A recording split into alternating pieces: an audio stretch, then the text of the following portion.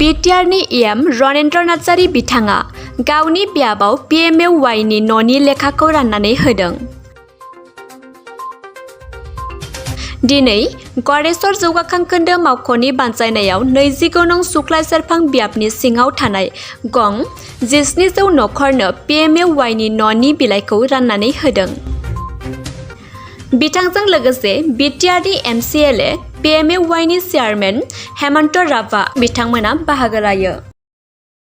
आं दिनै बिराद गोजोननाय फैदों गावखौनो गाव सासे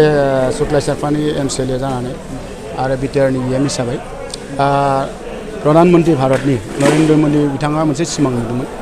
जे ओरैबायदि मोनसे सिमां नुदोंमोन बे माने रायजोआनो गावखौ प्रधानमन्त्री बानायदों रायजोआ भट होनानै सासे प्रधानमन्त्री जानो हायो सासे MCLA इएम जानो हायो बे हिसाबै प्रधानमन्त्रीया मोनसे सिमां दा आंखौ भट होनानै देरहाहोनाय माने दुखिया परियाल गोबां माने दुखिया परियाला न' गैया दुखुथिया न' बिसोरनो न' गंसे लुना होनो हायोबा बे मोनसे बिराद मोजां खोथा जागोन होननानै प्रधानमन्त्री बिथाङा प्रधानमन्त्री आवास योजना मोनसे आसनि दिहुनदोंमोन आरो बे आसनिया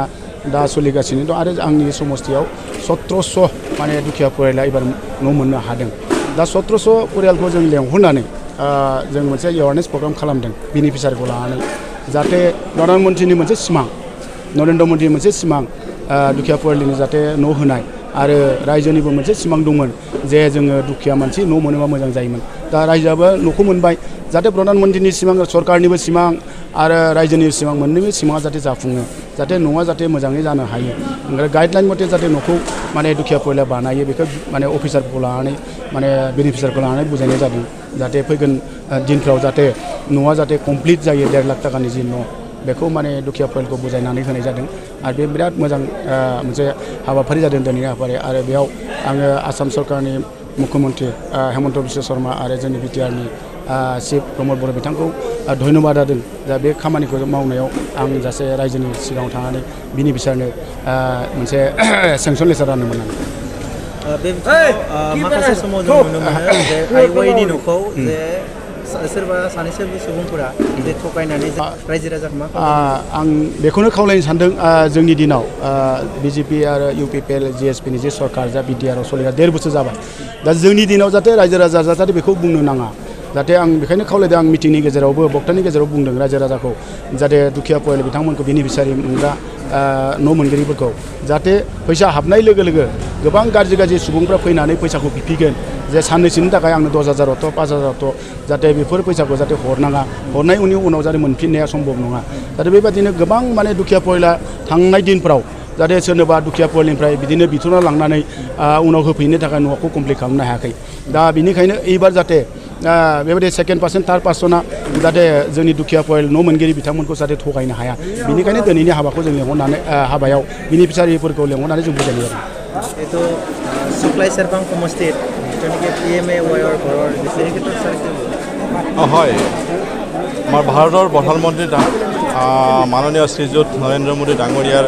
নেতৃত্বত যিখন কেন্দ্ৰীয় চৰকাৰ চলি আছে সেই কেন্দ্ৰীয় চৰকাৰখনে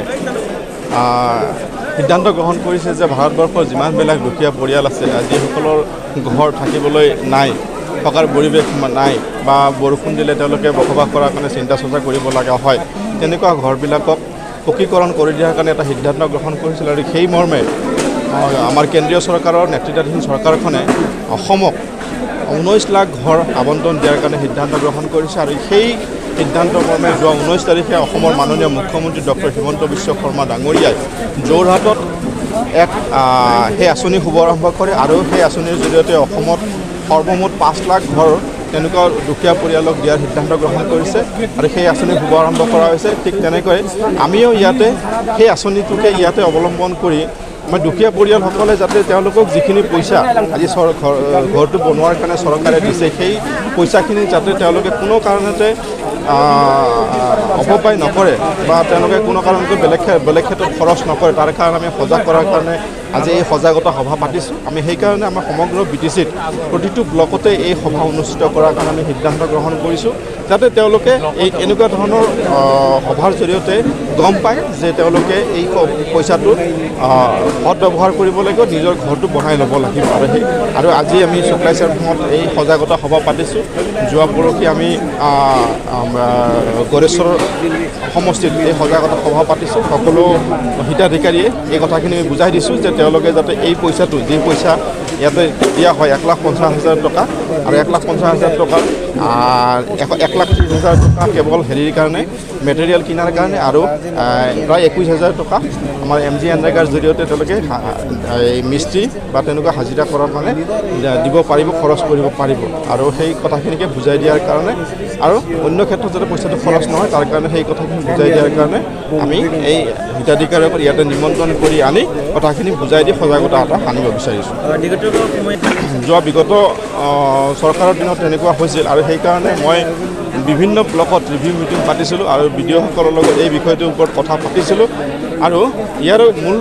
কাৰণটো হৈছে কি যে ইয়াতে যিখিনি হিতাধিকাৰী আছে, হিতাধিকাৰীৰ পইচাখিনি মধ্যভোগী, অৰ্থাৎ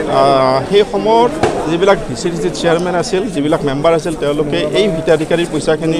নি তেওঁলোকক ঘৰটো বনাই দিম বুলি প্ৰলোভন দি তেওঁলোকে পইচাখিনি খৰচ কৰিছিল। কিন্তু যথাসময়ত তেওঁলোকে সেই ঘৰবিলাক বনাই দিব পৰা নাছিল। আৰু আজিও বহু ঘৰ, আজি ইয়াতে আমাৰ শুক্লাই চেৰফাঙত অৰ্থাৎ গড়েশ্বৰ ব্লকত প্ৰায় 500টা ঘৰ আমি এতিয়ালৈকে বনাব পৰা নাই। আৰু সেইকাৰণে আমি এই সজাগতা সভাখন আমি পাতিছোঁ, যাতে তেওঁলোকে কোনো ব্যক্তিৰ প্ৰলোভনত নাহে, তেওঁলোকে নিজে যিটো ঘৰ পইচাটো পাইছে সেই ঘৰটো নিজে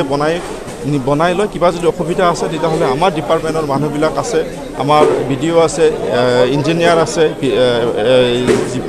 GPC আছে, GRS আছে, সেই সকলৰ লগত আলোচনা কৰি এই সমস্যাবিলাক সমাধান কৰি তেওঁলোকে যাতে ঘৰটো বনাই লয়, তাৰ কাৰণে আমি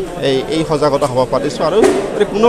দুষ্ট চক্ৰৰ প্ৰলোভনত যাতে নপৰে তাৰ কাৰণে আমি তেওঁলোকক আজি সজাগ কৰিছোঁ।